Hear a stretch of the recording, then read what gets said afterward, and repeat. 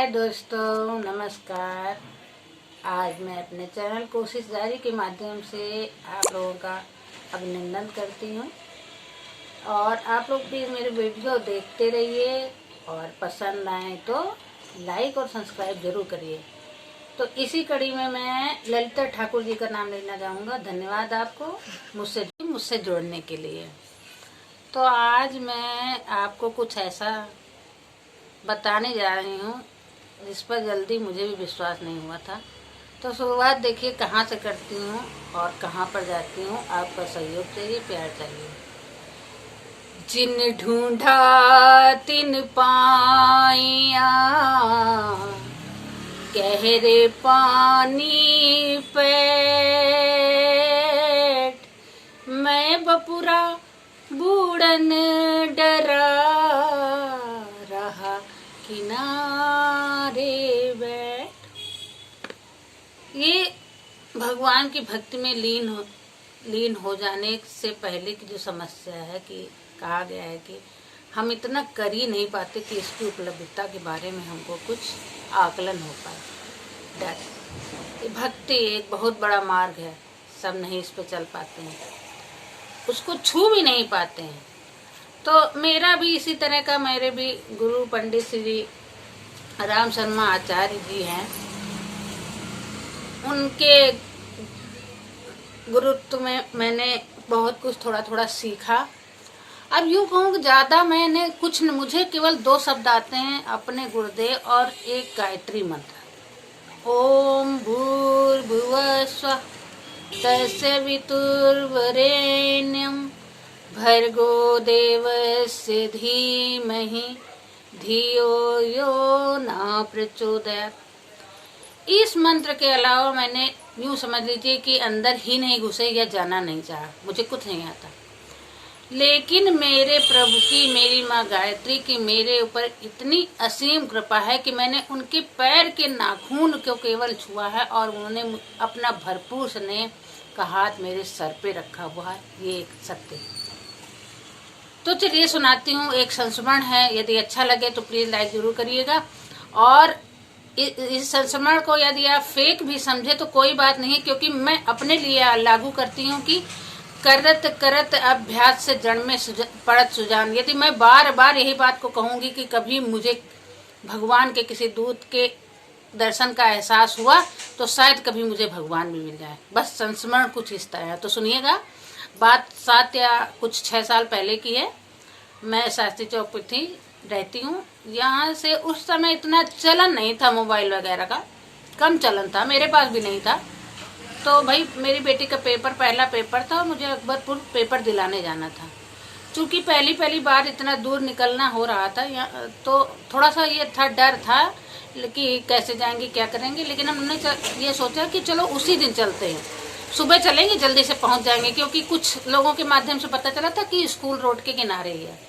तो देखिए हम लोग जल्दी बाजी में घर से निकले और अपने मतलब टाइम के हिसाब से 4 बजे घर से निकले कि 2 घंटे में पहुंच जाएंगे।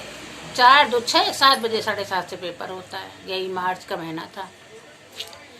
तो हम लोग घर से देखिए निकले 4 बजे, लेकिन जब हम शास्त्री चौक पर पहुंचे उस समय जो है इस तरह की जितनी सुविधाएं इस समय है, चकाचौंध बिजलियां वगैरह ये सब कुछ नहीं था। मतलब थी, लिमिट भर थी रोशनी। और हम लोग वहाँ पे खड़े हो गए। उस समय जहाँ पे हम खड़े थे तमाम ऑटो वाले वहाँ से जाने लगते हैं 4 बजे स्टेशन के लिए और कहीं के लिए, लेकिन उस समय कोई नहीं था। तो हम लोग थोड़ा सा इधर उधर देख के, इधर दादा ने मतलब दूसरी साइड में देखने लगे कि शायद उधर से ही कोई आ जाए। तो हम लोग बैठ के चले, मैं और मेरी बेटी, इंटर का पेपर। और फिर सडनली मेरे सामने एक रिक्शे वाला आया। हम लोग देख रहे थे सब लोग इधर उधर, लेकिन वो कहाँ से आए हम लोगों को नहीं पता। वो बोला कहाँ जाना है? मैंने कहा विजयनगर, क्योंकि विजयनगर से ही ये निकलती थी बस वहाँ के लिए, अकबरपुर के लिए। तो भाई हम लोग उसके रिक्शे पे बैठ गए ये समझ के कि टाइम 4 का है, कोई बात नहीं, आगे थोड़ी देर में जो है लोग मिलने लगेंगे। 4:30 पे सभी घूमने उमने वाले, टहलने वाले लोग।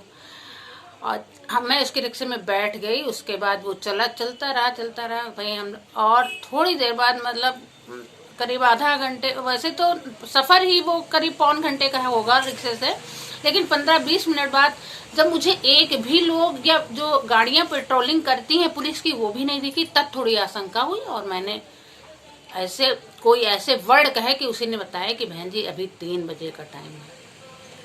तब समझिए हम लोगों को थोड़ा सा अंदर से दहशत आ गई, क्योंकि वो एरिया दादानगर का एरिया क्रॉसिंग और ये सब, और उस दिन भगवान को या यूँ कहिए उनके देवदूत को हमें कुछ एहसास कराना था।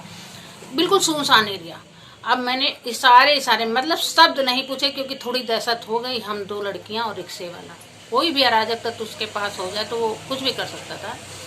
तो हमने अपनी बेटी को इशारे में बताया कि आप अपना मुंह ढक लो, कम से कम लड़की है उसको जरूरी है। ये रिक्शे वाला मतलब एक तरह की असुरक्षा की भावना तुरंत आ गई।